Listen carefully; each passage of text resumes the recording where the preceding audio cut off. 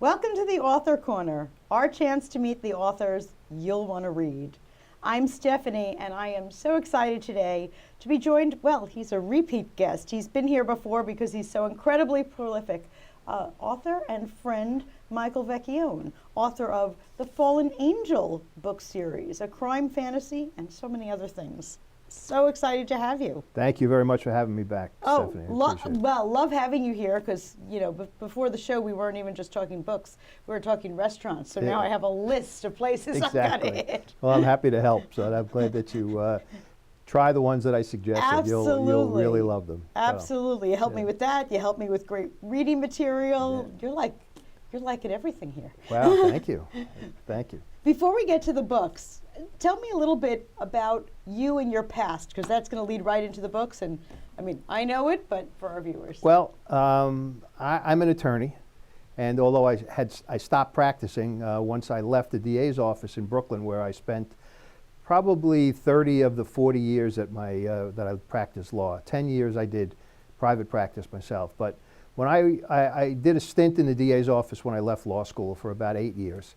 Then I left, went to the police department for 2 years as an attorney there, and then opened up my own practice for 10 years. After that, I went back to the DA's office. There was a new DA elected. He knew me from my first stint, asked me if I would come back, and I did. And I was chief of the Homicide Bureau, chief of trials, and then chief of the Rackets Division, where I spent the last, I guess, 9 years of my time there. So I've tried hundreds of cases. I can't tell you how many investigations, and I loved it. I really loved it. Unfortunately, the DA who hired me back lost the election in 2013, and the new DA was going to put his own people in. Right. So I decided to leave. I didn't want to get asked to leave, so I left on my own. And then a friend of mine who was the DA spokesperson at the time, Jerry Schmetterer, and I decided to start writing books about my time there. And the first book that we did, he and I together, was called Crooked Brooklyn. It was about my 8 years in the Rackets Division, where I locked up 3 Supreme Court judges, mafia figures, politicians, and it became a labor of love, quite frankly, writing the book. And but I was bitten by the writing bug at that point. And since then, I've done another 2 nonfiction, and then 3 Fallen Angel, and I'm going to do a 4th Fallen Angel soon. There we go. And the total, and I've done also a couple of ebooks for Amazon, which are only available on Amazon and for digital readers. And but the total, believe it or not, is 10 at this point that I've done, including a book that I did way before Crooked Brooklyn about the mafia cops case, famous mafia cops case that I was involved in as an investigator and prosecutor. 10 books, good for you. Yeah. So I'm looking forward to 11. There we go. And we'll see. Maybe we'll go further than that at some point. But in any event, that's my background. I love that. It's been terrific. Now this series here, the Fallen Angel True Crime Fantasy Series, we got here books 1, 2, and 3. The War for the Soul of Brooklyn. I love that title there. Just give me a little clip about what this particular series is about, and then I want to chat with you about the difference between fiction and nonfiction, because it's a very fine line with you. Yeah, it is. It is. Well, I had when unfortunately Jerry, who was my writing partner, passed away a couple of years ago, and I remember sitting at my desk. I'll never forget this, and saying to myself, "What am I going to do now?" I had written several books with him, and we had planned on doing another one, and it just hadn't planned out, and he got sick, and he couldn't really contribute. And this book that was mentioned before, Homicide is My Business, about a hitman that I had as an informant for me when I was in the DA's office. I essentially wrote it myself, even though I had his name on the cover and everything. So when he passed away, I needed something. I needed to write something, and I had. If you came to my apartment right now and looked underneath the staircase that we have there, you'll see boxes of materials that are things I took with me from the DA's office. All the summations that I've done, I have them in there. I have files. I have I shouldn't probably admit that I have I files, was but gonna say. no, they're copies of files, and All were cleared. He's a lawyer. not confidential files. So I have all these stories, and I said to myself, maybe I can do a book of short stories, true crime short stories, because I was writing true crime at the time, and agents told me I couldn't sell it. So they said, find a way to wrap them together, Right. and then maybe you have something. And I did. I had this idea, and I'll tell you where it came from. I tried a case involving the death or the murder of a young Hasidic Jewish girl who used to walk on the Williamsburg Bridge every Sunday morning for exercise. And one Sunday morning, around this time of year, she was about to, she had a Hanukkah party to go to later that day, and she went out on her walk and was set upon by a junkie on the bridge. He wanted money from her. She had no money because she was just simply exercising. And that actually really got him angry. And he dragged her by her scarf, the kind of scarf that you're wearing, to a remote part of the Williamsburg Bridge. And he strangled her and killed her. That's how angry he was with her. But that wasn't all he did. He then stripped her of her clothing and penetrated her with his hands to make it seem as if a sex offender had killed her. And that wasn't even enough for him. He went back later that night and doused her with gasoline and set her on fire. God.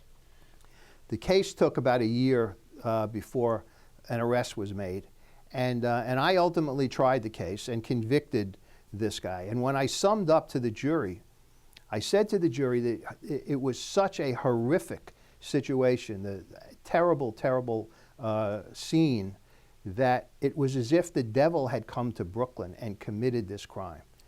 Now that stuck in my head. Interesting. So when they told me to find a way to wrap the short stories together, I remembered that, and I said, maybe this will work.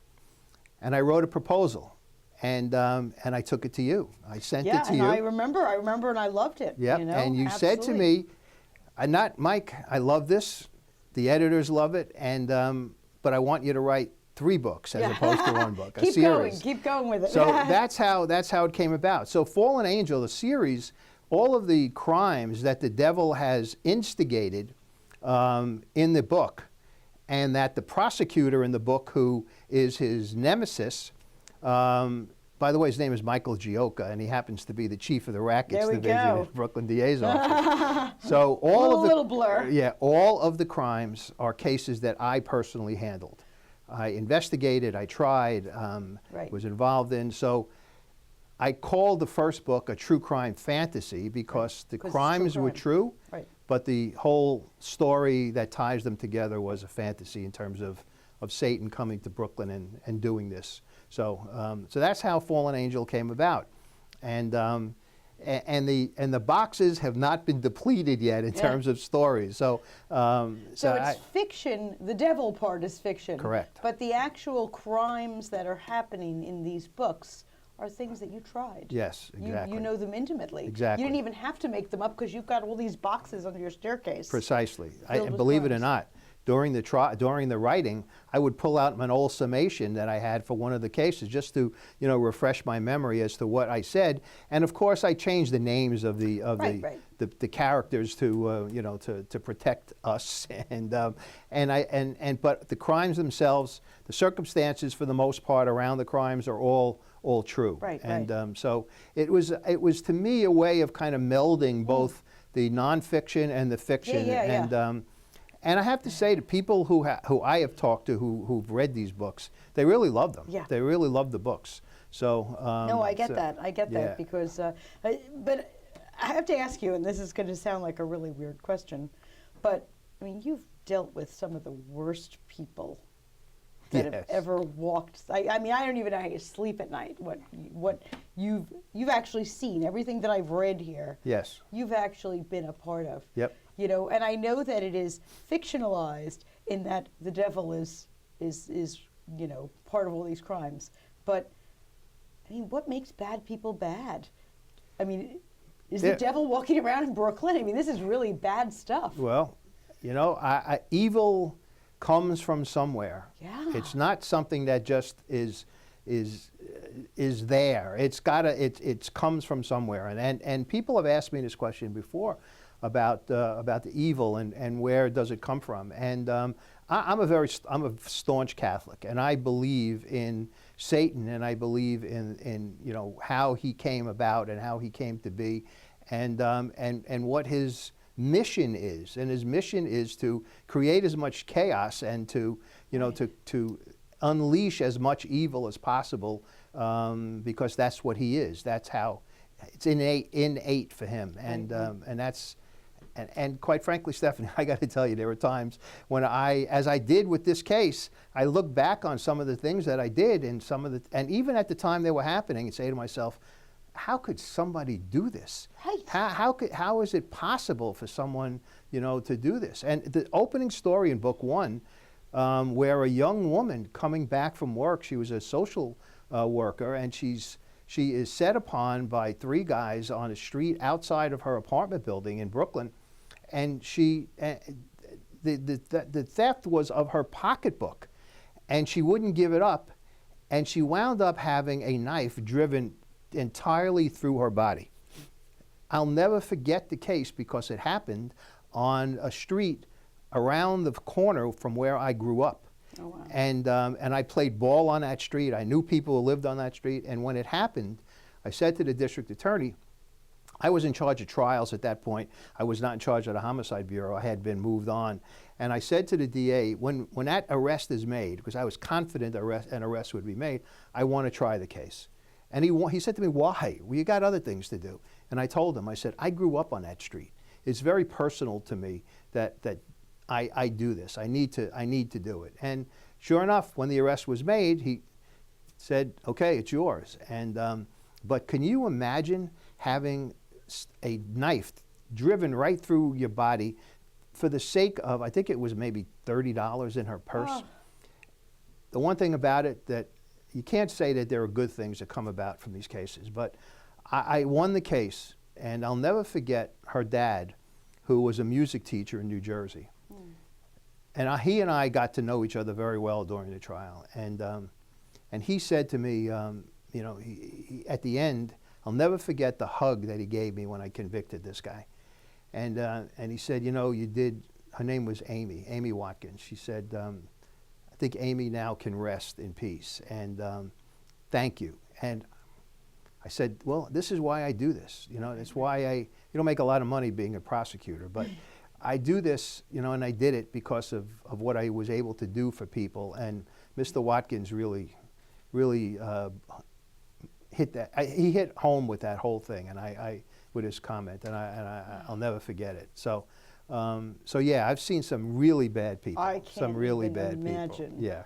The really bad people you've seen. Yep. It's and sometimes there is no explanation other than they're maybe the just devil's walking around Brooklyn. Correct. Correct. So that's where the whole idea came from. And, I get that. And it's worked. It's worked. I get that. And I mean this is an age-old question. What makes people do bad things?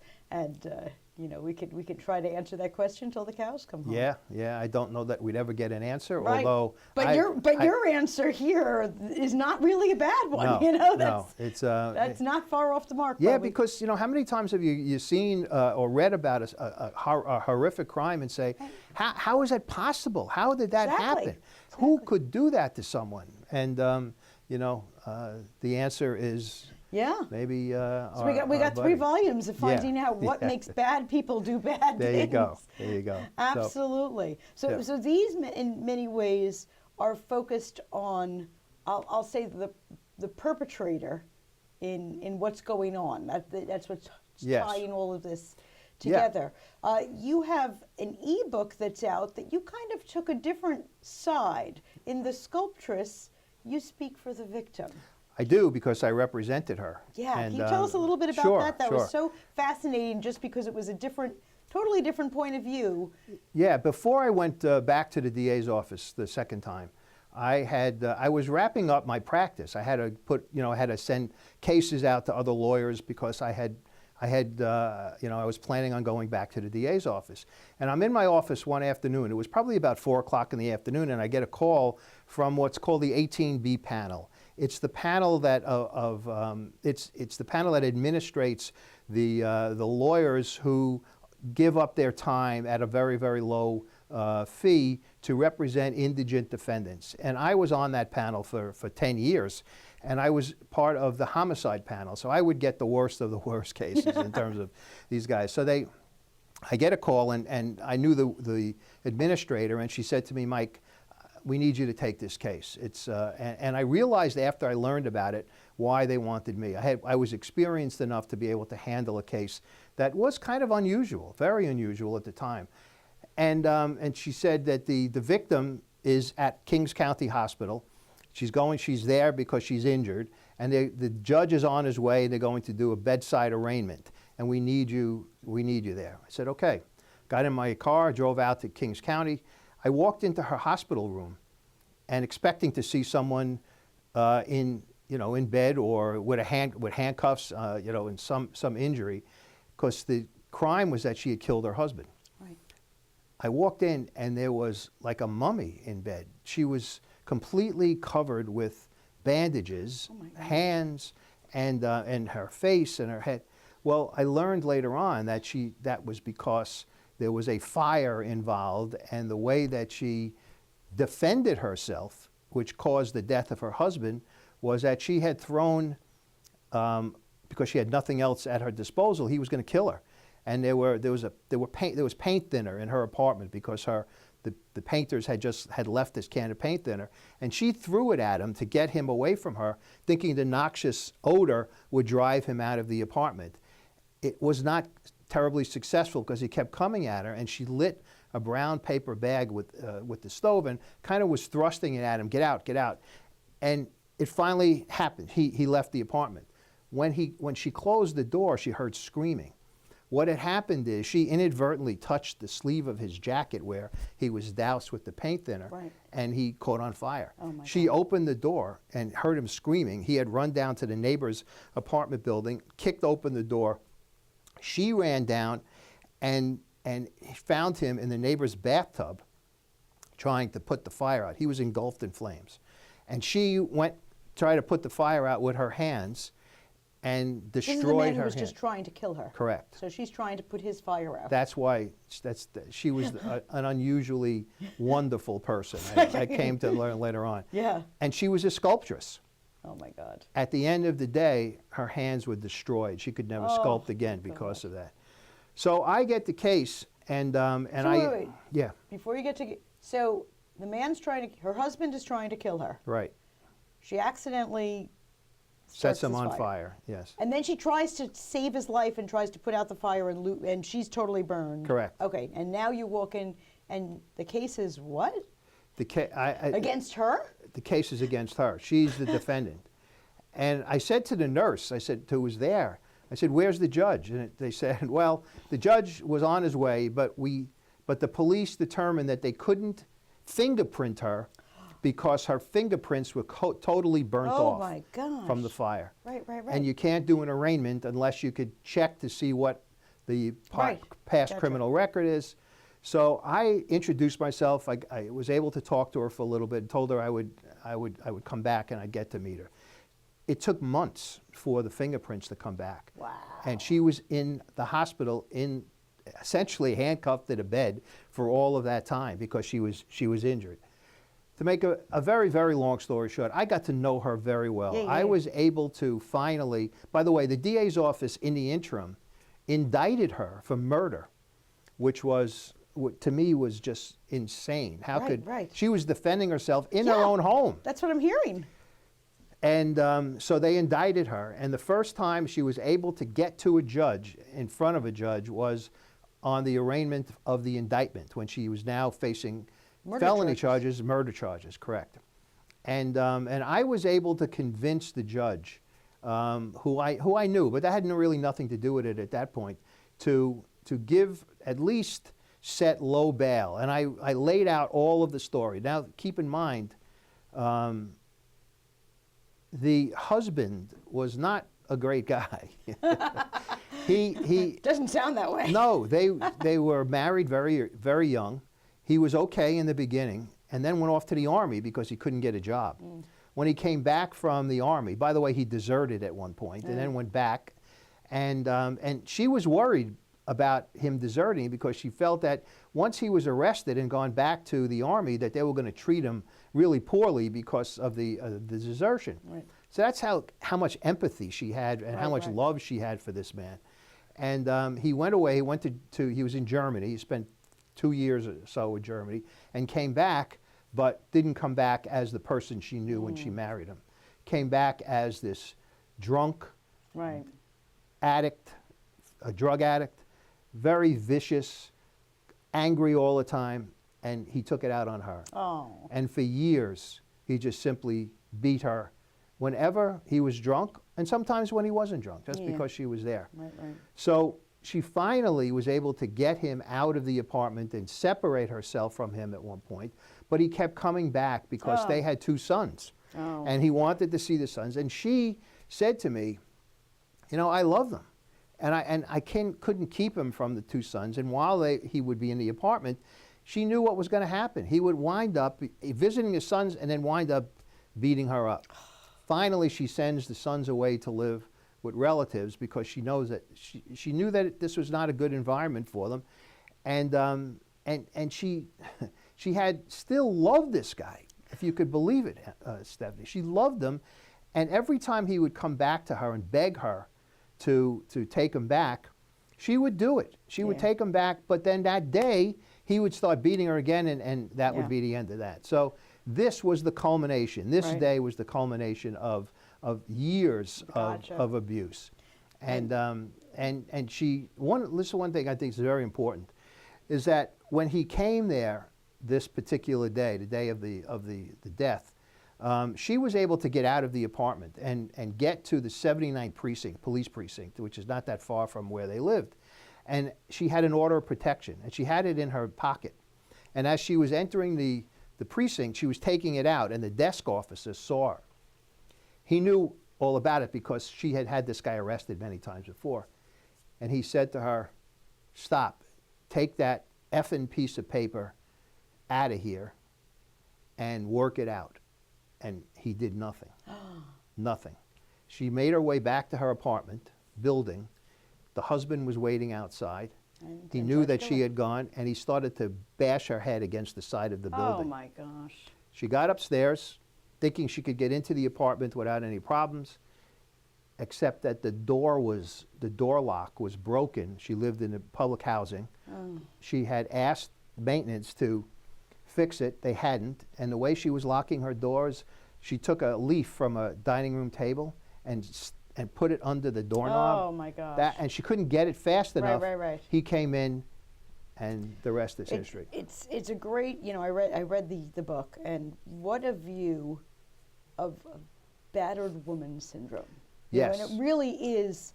I mean, this happens to so many people, and she kept dropping the charges, so to speak, every time it happened. And that was people who are, you know, next to, you know, someone who is going through this don't understand it. And that was what I loved reading it, because, you know, as opposed to these, which is, you know, getting into kind of the mindset of the bad guy, this was really the mindset of the victim. Yeah.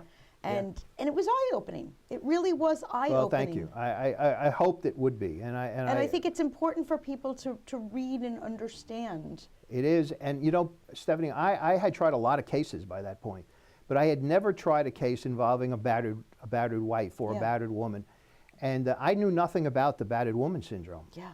And it's a subset of PTSD, and it's an explanation as to why you get beat, you report the guy, and then you drop the charges. Right. Because it's a whole, and it's a vicious cycle, Correct. and it's so hard for people who are in that cycle to get out of it. And like you said, she really loved him. She did. And if you remember correctly, I shouldn't say correctly, if you remember, I put her on the stand at the trial. By the way, the judge convinced me to make this a judge trial as opposed to a jury trial. And I was happy to do that because I knew that there was some empathy there. Yeah. And she was on the stand, and after she finished her testimony, he said to her, after all this man did to you, do you still love him? And she said, yes. She said, I do love him. He said, because he's still with me. Yeah. And if someone is in my heart after they're gone, then you know that it's true love. And that's what she said to him. Yeah. And it was, I think, the convincing answer to ultimately what the judge did. Yeah. which No, was- it's yeah. an important book for people to read, to understand It is. what people who are in that position are going through. Yeah, I agree. My wife read it, and before I put it on Amazon, and she came out of the room she was in, and she was crying. Yeah. She said, "You really did it. No, It I was get it. really terrific." I get And it. I'm very proud of it. In fact, I for you. read it again yesterday because I knew we were going to talk about it, and I wanted to make sure that I had all the Right. notes down. So I'm really very proud Good of it. for you. And I hope No, I people love will that buy it. change. I love that change for you because, and these are great. I mean, certainly, crime fiction in general, but this is beyond crime fiction because it's not all fiction. No. it's not. There's that fantasy aspect of all of these books, but the fact is, every single story is true. Yep. And knowing that is just mind-blowing to Yeah, know that yeah. these are all true things that happen. Yes, the names have been changed, but everything that's in all these books is absolutely Yeah, true. yeah. I took the case I talked about in which the young girl killed on the Williamsburg Bridge. Yeah. It is one of the stories Yeah. in I think it's book 1, and I really made it the devil involved because Right, I right, knew right. that that's one of the fun things about writing fiction, is that you can, if something is part of your life and you know how it turned out, but you wanted it to turn out differently, well, if you write fiction, you can make it turn out differently. So it's the fun. I love doing that. It's funny you say that because I say that to authors about that blur between fiction and nonfiction, which is really kind of where you live, right in that blur. And that if you wanted the ending to come out differently, if you wish, I wish I would have said this, you could do that. Exactly.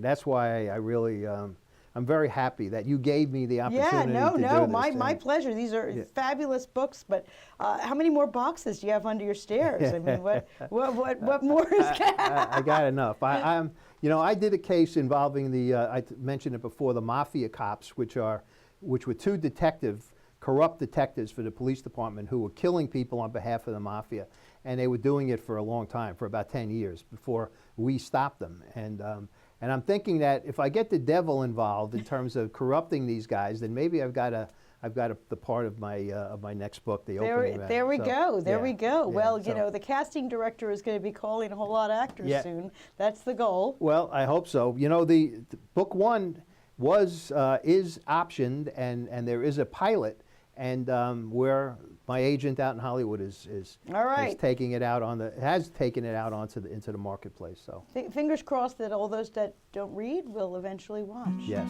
So you'll just want to grab your copy. Michael Vecchione's got a stack of books you'll want to read. Great reading for you if you really want to know what's going on in New York.